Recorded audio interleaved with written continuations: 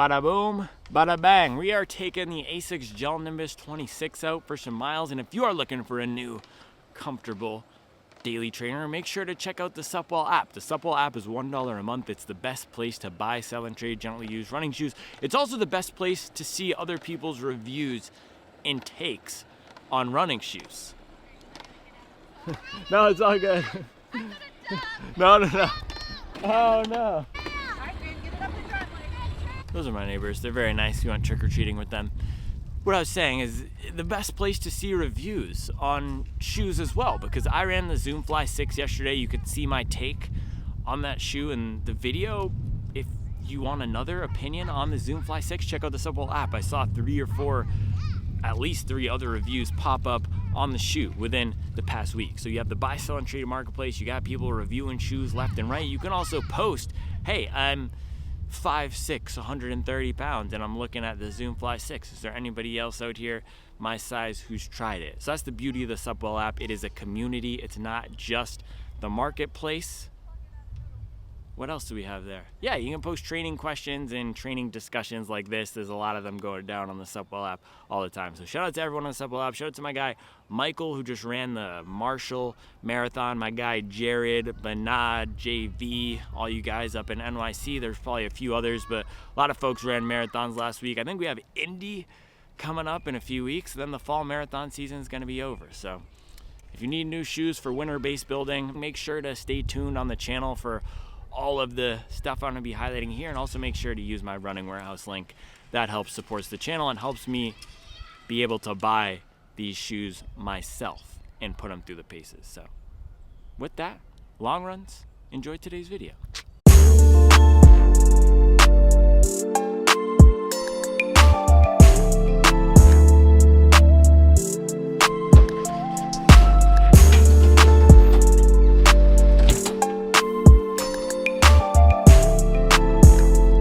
This morning we were getting some recovery miles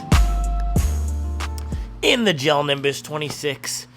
One of my recent favorites to come through the shoe market here. Nice comfortable foam, solid stability in the back, good cushioning. And the reason we're doing recovery today is because yesterday we did the long run. And that was what I wanted to talk about today.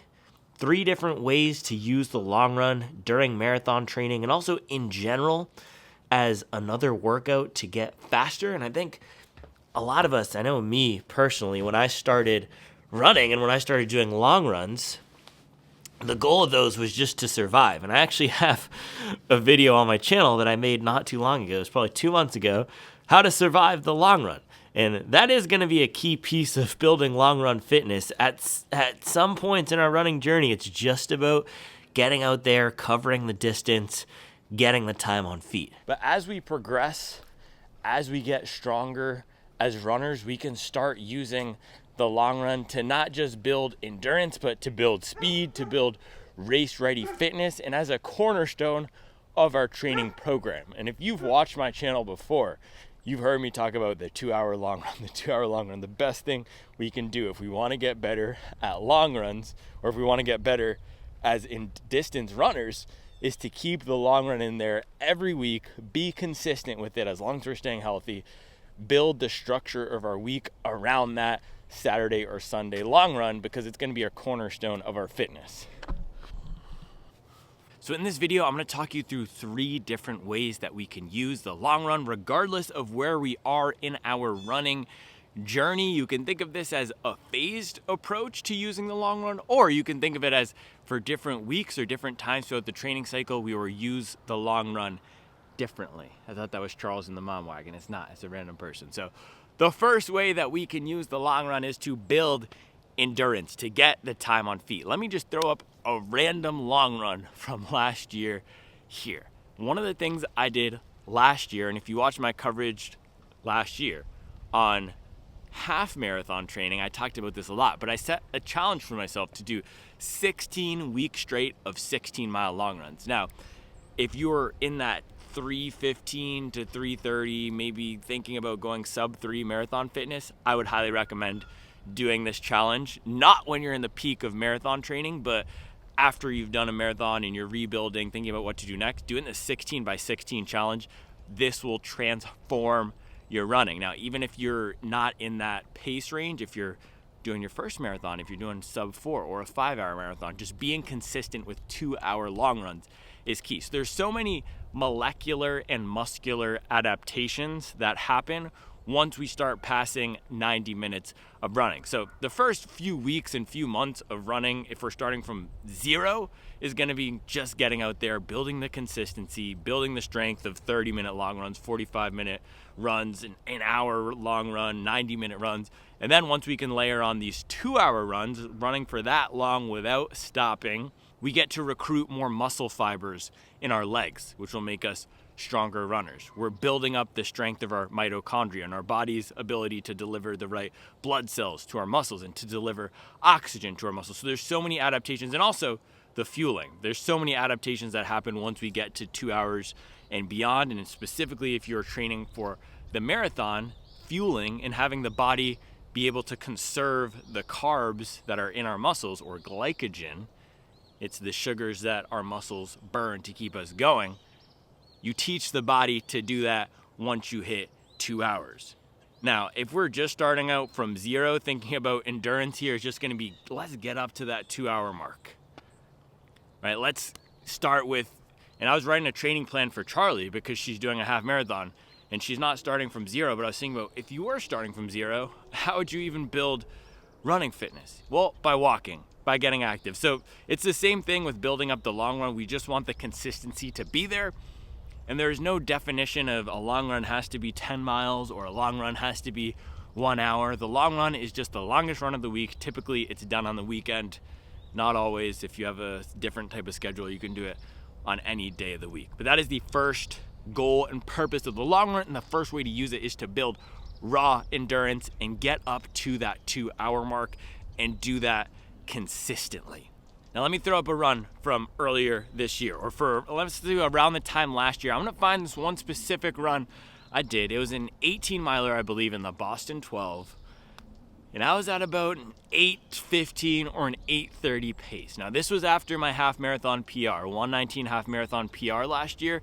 And just being able to get out there and cover the distance again and build back my strength was important for me during that phase of training. So even though I'd run a half marathon at a 6-slot pace a few weeks ago, getting back out there for the 18 miles at even an 8 pace or an 8:20 or an 8:40 pace, that was important, and that was a different type of challenge. So no matter where our speed is, depending on the event that we've trained for, our endurance capabilities might be different. And so the first few weeks of building up to this type of a long run, just being able to do 16 or 18 miles or 20 miles, it's all gonna be about just covering that distance. And if you're thinking what I was talking about before, there's muscular, molecular, also mental benefits of doing these 2-hour long runs. But the first two, the muscular and the molecular, running consistently up to that 2-hour mark, and also just running consistently throughout the week, that's gonna make the long run easier. But the more frequently that we hit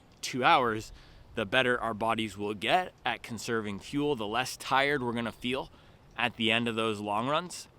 Now when we think about our muscular strength, the quicker we're gonna recover and the stronger we'll feel throughout those runs. Also our tendons get strengthened, and on the long runs we're able to work more muscle fibers, recruit more muscle fibers, work different muscles and tendons because we're fatiguing our bodies more, and we have to pull from other sources than we typically pull during our shorter runs. So the more frequently we run these long runs, the better we'll get at endurance, and that will build the foundation where we can then approach doing workouts on top of these long runs, building in speed on top of these long runs. But step one, just raw endurance. And when I'm thinking about how to do these types of long runs, where the goal is endurance, I don't go out with any pace target. You could think of it almost as a recovery run. And when I first started doing these 16-mile long runs, it was all about, let's just go 16. And I did try to go out hot sometimes and hold certain paces, but my body just wasn't prepared for it. And if you're not consistently running 2-hour long runs, man, by the time you get to that 90-minute mark, no matter how fast you are, if you're not doing 2-hour long runs, by the time you get to that 90-minute mark, you're gonna feel tired. So first thing is just complete the time, complete the distance as easy as possible. Keep the stress on the body as low as possible. Keep the tempo and the pace as easy as possible. Fuel well. When I'm thinking about fueling for these long runs as a hobby jogger who doesn't have decades of running experience, I always fuel during my long runs. So I'll typically do gels at miles 4, 8, 12, and 16 of a 20 miler, or roughly every 30 minutes. And I also make sure to have a good breakfast before. You can do long runs fasted, but that is way beyond the level of even what I do in my training, because my goal is I want to complete the distance, and I also want to complete the workout at the speed and effort that's going to be required for me to hit the next level of fitness. And doing the workout fasted is going to make it harder, and I try to make the long run as easy as possible. That's my general goal.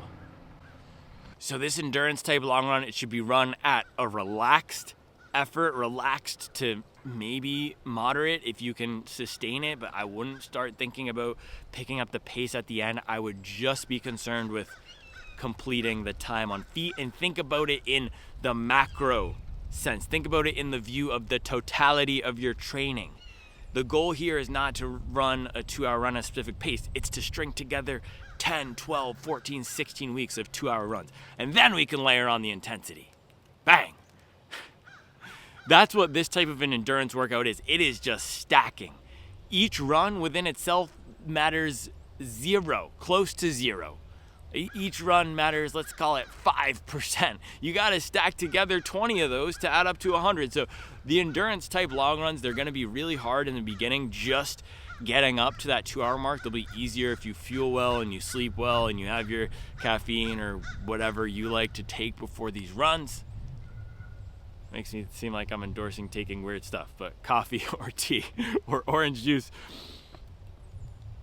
they'll get easier. They'll get easier a month, 2 months, 3 months in. The body does take some time to adapt. Typically 6 weeks for a big jump in fitness to occur. So once you start doing these long runs consistently for 2 months, you'll feel great. I would also suggest, now, personally, I like doing unbroken streaks when I'm doing something like this. So I did the 16 weeks by 16 weeks, or by 16 miles of long runs. You could also bake in down weeks. So this is what I do with my training now. I'll do 3 weeks of higher mileage, 1 week down. I don't pull the length of my long run down below 20, but I will pull the rest of my mileage down. So that's another way you could structure your weeks if you are self-taught or self-coached. You could do 3 weeks of 16 or 3 weeks of 12, and then 1 week if you're doing 16-mile long runs down to 13, and then bump back up to 16. But the goal would be to get a few months of this hitting 2 hours. And once you've hit 3-4 months where the majority of those weekends you're hitting 2 hours on the long run, that's when you'll know, and you're recovering and you're feeling good, that's when you'll know you're ready to take it to the next phase. But before we can even consider doing any sort of speed or intensity, we have to feel comfortable and confident just hitting 2 hours. Plain Jane. Prezi Plain Jane. Ride with the mob. Alhamdulillah. Check in with me and do your job. Bird is the name. Bambola did the chain. Tono for the watch. Prezi Plain Jane. Dude, that crow's going ham. So yeah, it's now time to get our miles in. I'm going to grab my gloves because it's cold here. And then I can talk to you about the second type of long run, which is speed. Working in speed to these long runs. That's the second way we can use these to get faster.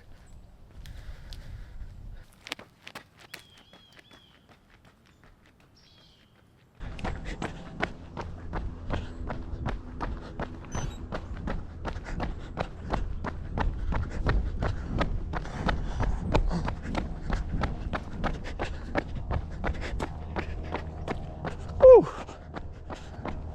Man, it's chilly out here. I could have gone for a quarter zip for sure. So the last training video I did on a topic like this was recovery runs, talking about how to use recovery runs to get faster. And some of the feedback was that you have to be at a certain level of development as a runner. You have to have a certain number of miles under your belt for a run to even be remotely relaxed or smooth feeling. or to associate recovering with running. For a new runner, a recovery run, that's paradoxical. And I totally get that. And I remember starting out in 2019, the feeling of every run being gassed at the end. And it's gonna be the same thing with the long runs in the beginning. When we're just starting out, where we're just getting comfortable with covering that distance, it's not gonna be possible to do a relaxed long run. Every long run is gonna be a hard effort. But by doing 16 weeks of 16-mile long runs, or 3 months of hitting 2-hour long runs with some down weeks baked in, we'll then feel a tiny bit more relaxed, maybe significantly more relaxed, covering that 2-hour distance. And then we'll be able to layer on some intensity. So that's when we get to the second way that we can use long runs. And this is gonna be more geared towards marathon training, and especially as I'm talking about the 2-hour long run, but it can really apply to any race distance.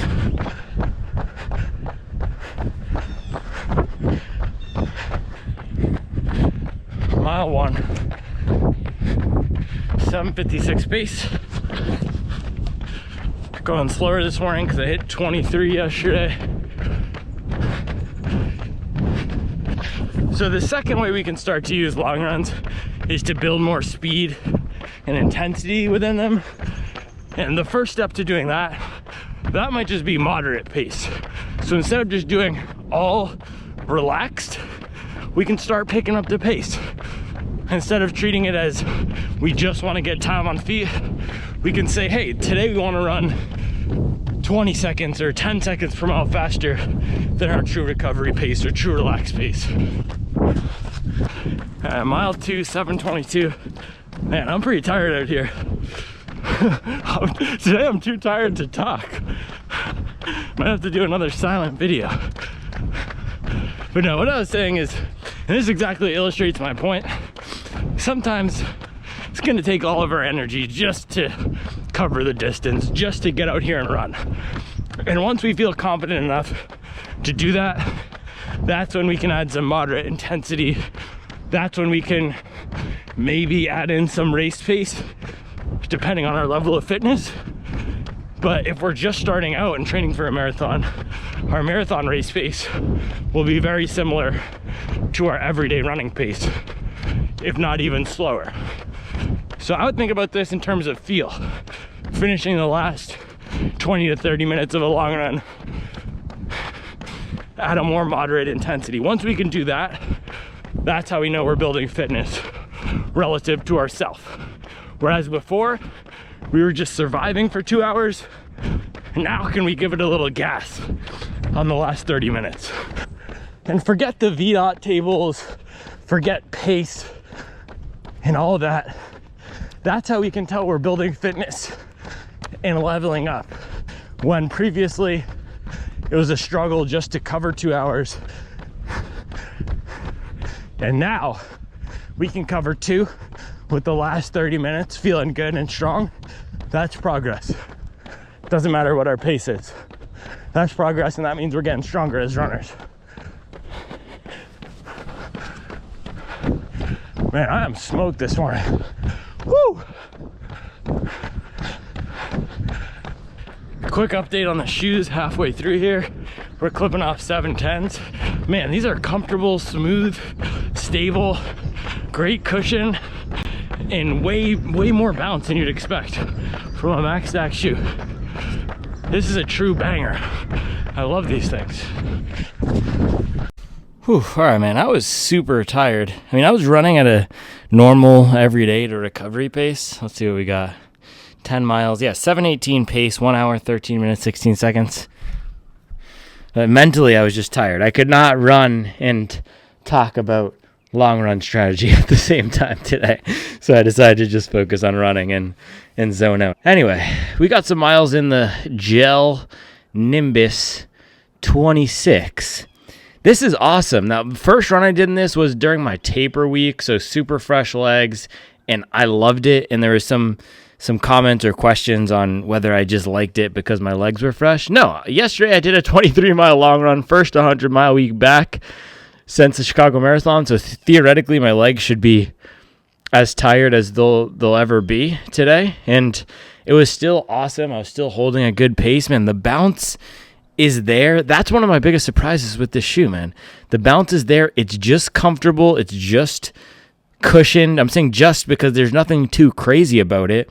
It has a good support around the heel. The gel unit provides that nice impact absorption, but the rocker is nice, and especially if you land more on the heel to flat-footed like I do, it's really nice. If you're up on the forefoot, I did have some people comment that more aggressive forefoot strikers who land like this, they felt that the foam was thin in the front. So I haven't had that issue. I also had some people comment that they felt it was too firm compared to the last generation, but I thought the last generation was too soft for my preference. So this is perfect. This is right in that Goldilocks gang zone for me. It's softer than the Hoka Skyflow, similar to the Prima, but with more bounce. The Prima is a smoother bloop.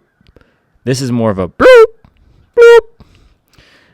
Nice bounce. So if you're looking for a comfortable 2-hour long run shoe, I haven't gone up to 2 with this, but this is my longest run, hour 13. I could totally see myself doing 2 in this, especially during that relaxed, no focus on pace type of run. That's what this thing is best for. So shout out to the Gel Nimbus 26. This is definitely in the rotation right now.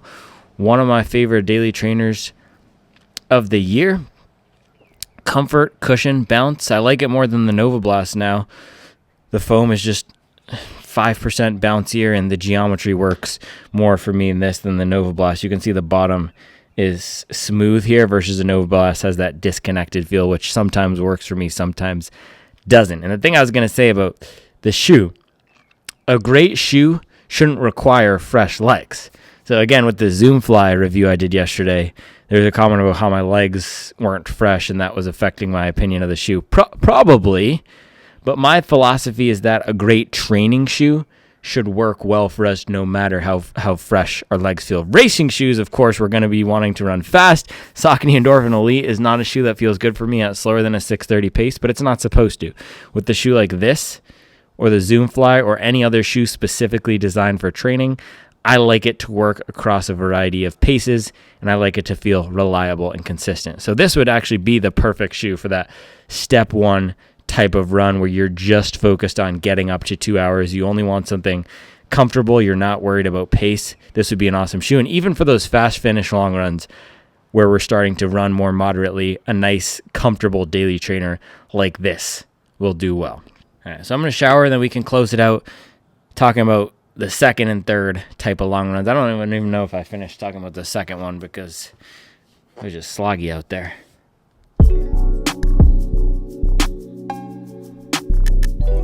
Man, it is so November right now.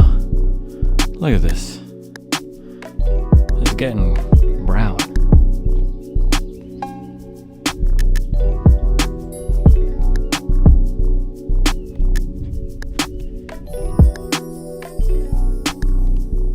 All right, man, so we got 10 solid miles in this morning. Last thing I'll say about the ASICS Gel Nimbus here, everyone should have a shoe like this in their rotation. This is the one shoe you need if you're looking to start building miles, if you're looking to start hitting 2-hour long runs for the first time and getting into training. All you need is a comfortable shoe with some cushion and support that feels good for you. This is a good one. The ASICS Nova Blast 4 is another good one. Nike Vomero 17, that's one of the best ones, and you can find it under $100, but something that's comfortable, gets out of the way, good cushion throughout, good support. It's not going to feel weird on foot. You don't need a high-tech thing with a plate and a 50mm stack in the back. You need a Toyota. That's what the Gel Nimbus 26 is. It's a Toyota. That was a Nissan, but it made me think of a Toyota. So first goal of the long runs is to build that raw physical endurance. Second is to get comfort and confidence covering that distance. And we can do that in a few ways. The first is what we talked about before, which is the consistency covering that time over a period of time, 16 by 16 like I did, or just every week for 3 months hitting a 2-hour long run. But we can also start to build that comfort and confidence covering that distance and mastering it by doing those fast finish long runs. So that's the first type of a long run workout that I would suggest. Once we've done 2 hours for 12 weeks or 16 weeks, and I'm repeating this because this is the most important thing with the long run. The long run is a consistency workout. The more that we do it, the easier it will get. So once we've done it ad nauseum, once we've done the 2-hour long run 8, 10, 12, 14, 16 times straight, then we think about let's fast finish. And the idea of a fast finish or a moderate pace or a hard long run might seem foreign to you if all you can think about every time you're getting out there is just surviving. So there's a point, and you'll know when this comes, but a point where that 2 hours or that 20 miles no longer feels so daunting, and that's when you're ready to add in some pace. When you no longer dread the idea of going to bed, waking up in the morning and having to run for 2 hours, 16 miles, when you no longer feel fear, that's when you know it's time to go to the next step, which is let's fast finish a long run. Let's run the last few miles at a faster pace. Let's make sure, the first thing is let's just make sure we're not fading at the end. Let's make sure our pace is not slowing down. But when that's the case, when we've got under our belt, then we can start fast finishing. Now, one of the benefits of this is it starts, if you're training for a marathon, it starts simulating the mental challenge of the race. Now, on race day, there's going to be no stopping. Well, you can stop, but ideally, if you're shooting for an ambitious time, we're not going to stop. We're not going to take a break. In doing the long run continuously without stopping, and then having that mental challenge of knowing I have to speed up at the end today, that starts to build mental toughness, because we have to fortify ourselves throughout the first 90 minutes knowing, hey, I got to keep the mustard on the dog, and it's going to get even spicier in the last 30 minutes. And so a big part of the long run is, yes, we have the molecular and the muscular benefits. We're building strength. We're getting those mitochondria, powerhouse of the cell, powering our cells, but we're also building mental toughness. A lot of endurance is how long can we last? And for training, it doesn't have to be how long can we last in the pain cave every single week. Matter of fact, we should not be going to the pain cave every single week. Especially on the long run, we should be modulating the intensity up and down. But as we're starting to get closer to a race, and you can think of what I'm talking about right now as phase 2. This is where we start getting that mental challenge. We might be doing more race pace tempos, like I was talking about when we were doing the tempo run discussion a few weeks ago. During this phase 2 of training, this is where we really start preparing not just our bodies, but our minds for the challenge of a race. So fast finishing a long run, that's one of the best workouts we can do. I'll throw up one I did last block. This was in the Diodora Gara. Bro, every time I hear those birds, I think of the chicken wing, we don't go on there, because there was I don't even know if it was a Vine, maybe. That's how washed and old I am. I still remember Vine. Out here in my quarters, I'm talking about Vine in my A6 Gel Nimbus 26, fellow kid. Dude, I'm so washed. That's the crazy thing. I don't know when it happened. I think it was the past 18 months, and the fact that I now live in the suburbs of Charlotte.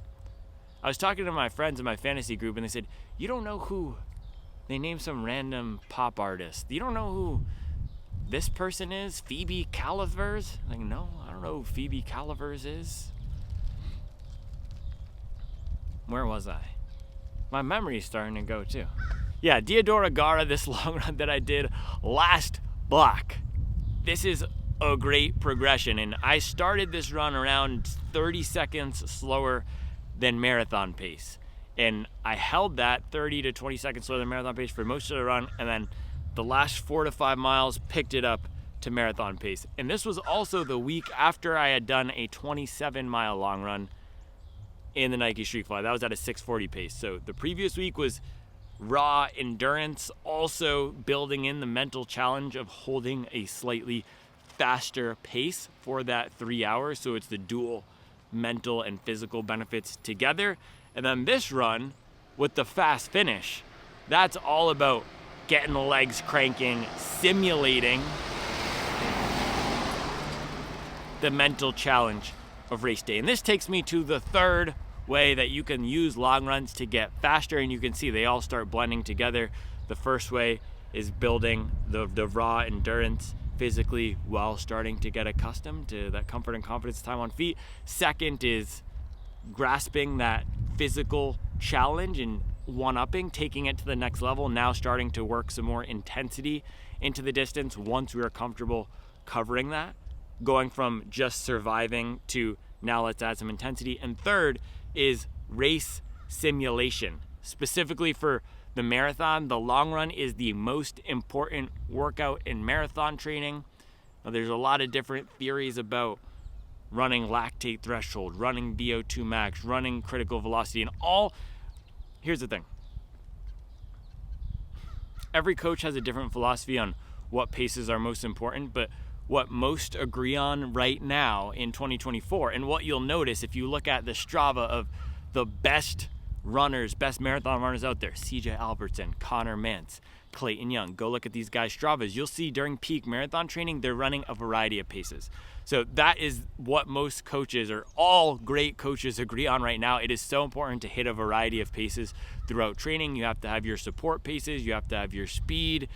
It also physically and mentally being able to run 30 seconds per mile faster than marathon pace. That will make the effort feel easier at marathon pace. That will also make it feel more efficient. Our mechanics will be more locked in if we're practiced running faster than marathon pace. However, I firmly believe, and I am of the mind, and I will argue here today, that the long run is the most important workout during marathon training, and the entirety of the training block. Step 1, step 2 leads into step 3, this race phase, race simulation. And the entire reason why we're running 5K pace, 10K pace, why we're running, or if you want to call it VO2 max and threshold pace, the entire reason why we're doing all of these is so that we can run 26.2 miles on race day at our race pace. That's the goal, 26.2 at marathon pace. That's a PR, baby, when we train for it and we execute. And guess what? In my race vlog, I woke up and I said, you know what we have on the schedule today? 26.2 miles at marathon pace, 6:05 pace. And then you know what I went out there and did? 26.2 miles at marathon pace, 6:04 pace was the average. So that's what we train for in the entirety of the training block. Everything we're doing is leading up to preparing us to run 26.2 miles at our target pace. So all of the workouts in the long runs build up into that, and the closest we can get during training to running 26.2 miles at race pace is doing 14 miles or 12 miles, depending on our paces and fitness level of that within a long run. Because you combine the endurance challenge with the speed and the mental challenge, beating back fatigue, preparing our body and our brain to sustain a moderate amount of discomfort for 2.5 to 5 hours on the marathon. That's what the long run does. And we build, let's just master running 2 hours. Let's make running 2 hours feel smooth. Hey, 2 hours feels smooth? Let's crank it up. Let's start rocking. Let's make the last 30 minutes rip, and let's prepare our body and our mind to know the first 90 minutes of this is gonna feel smooth, but for the last 30, we're gonna have to go. And meanwhile, we're probably doing race pace tempos during the week, and then we bring it together in the long run in the last phase, and that's the closest thing we'll get to a race simulation. And so let me throw my best workout here from the block. This was actually the worst feeling workout that I had. I had no confidence, I was tired, my whole body felt off. But because I was so practiced and because I didn't miss a dang week of going 20 plus the entire year. Let me tell you something, the only weeks this year where I have not run 20-mile long runs are the weeks before and after my 2 marathons. You can look at my Strava. Every other week this year, whether it's on a Sunday or a Friday because I had to move it and we're traveling, I've gone at least 20. I'm not advising that you do that. I'm not saying you have to do that.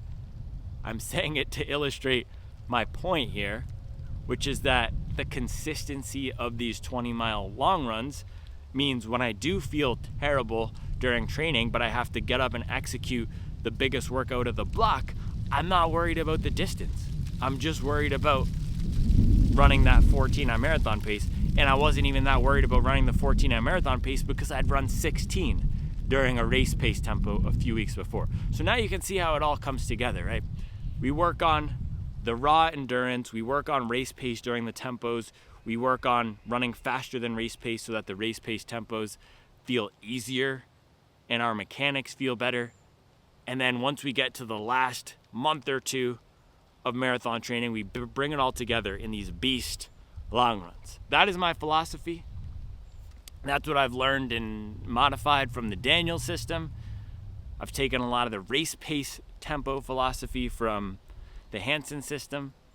But those are how you the few ways to use long runs throughout your development and throughout the training cycle. And at the end of training, going at least 12 at marathon pace during the long run within a 20 miler, that is the best thing you could do. So that is how I have used the long runs in the past to get faster throughout the course of a year, throughout the course of a training block, and you'll see it all stacks on top of each other. And what was a year ago my marathon pace during a long run now might be my relaxed pace or my moderate pace, right? Yesterday when I went 23, and let me throw this one up here, I went 23 yesterday at a 6:59 pace. When I was slowing down in the toughest miles fading there, I was only hitting 7:18. Meanwhile, if you remember the run that we pulled up earlier, let's throw it up again here, I was hitting like 8:20s and 8:30s. So stacking these on top of each other, we will get faster over time through the consistency. And then after the race, we start over right back on step one again, which is what I'm doing now, rebuilding that raw endurance, getting back up to 2.5 hours, getting back up to covering the distance confidently, listening to my body, not pushing it too hard because we still are in recovery mode for at least 2 to 4 weeks after a big marathon. So a lot of the feedback I got last time was that when I was talking about the recovery runs was that some of it was too advanced. My goal is that these discussions can be helpful for a lot of people. Now, my personal journey right now, I'm on the road to a sub 2:30 marathon. I just ran a 2:39 in Chicago, and I run a lot. I run 100 miles a week, so that is my perspective. I've also been running 7-minute, 8-minute paces, general fitness around that 3-hour marathon range since I started running, so I don't have as much personal experience running 5-hour marathons or running 10 or 11-minute paces, but I have worked with other people like Charlie, and I've read a lot of books, so I'm hoping, and my goal is that this can be helpful for you no matter what your pace range is or experience is. And again, I don't know everything. I'm sharing based on my experience, and I'm sharing based on the books, and I'm also learning as I go. So that's the beautiful part of running. Let me know if this was helpful for you guys. Let me know what other topics you want to hear about when it comes to training. Yeah, just make sure you have one comfortable shoe. That is really all you need. And if you're going to pick up a shoe, make sure to do it through my Running Warehouse link, which I'll put in the description below. So that's all I have for you today. I'll be back tomorrow with another video. One more thing with the mental part, a lot of it is teaching your mind that we can do this. We can push for 16, 18, 20 miles at this pace, and we don't have to slow down. Because if you've done all the workouts appropriately in the first 10 to 12 weeks of marathon training, you'll be physically capable of running that race pace. You just need to practice doing it. And that's the reason why a lot of people hit the wall. So doing these long runs with marathon pace, grinding them out, and doing unbroken marathon pace, that's my preference, the way the Daniel system does it, unbroken marathon pace, that will make the wall a lot less likely to happen. There's no guarantees, but if we are practiced bathing in that mental fatigue and pushing through, and that was what I was saying about that horrible long run I did, because I'd gone 20, 22, 23 so many times, I could bathe in that fatigue, and my pace when I was feeling terrible, I could still run 6:04, 6:05, 6:06 marathon pace and dip down to some 5:40 pace on those threshold miles. So we got to practice doing the same stuff we're going to want to do on race day, which is keeping that gosh dang mustard on the dog. One more thing before we get into our meeting. Supwell Kitchen back in action. Look at this thing. Pumpkin muffin. I already took a bite because I was so hungry. Fired up, ready to go.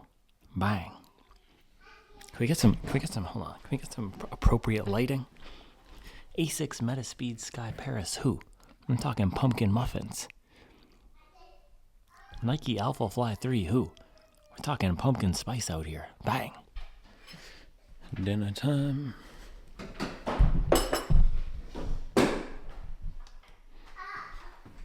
All right, dinner in Supwell Kitchen. We have a nice, what is this, Mexican Tex-Mex inspired burrito bowl.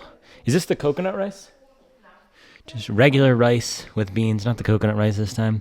Fajita veggies. Look at that yellow peppers. Charles doesn't usually come through with the yellow peppers, but I like it. Chorizo with some, is that arugula?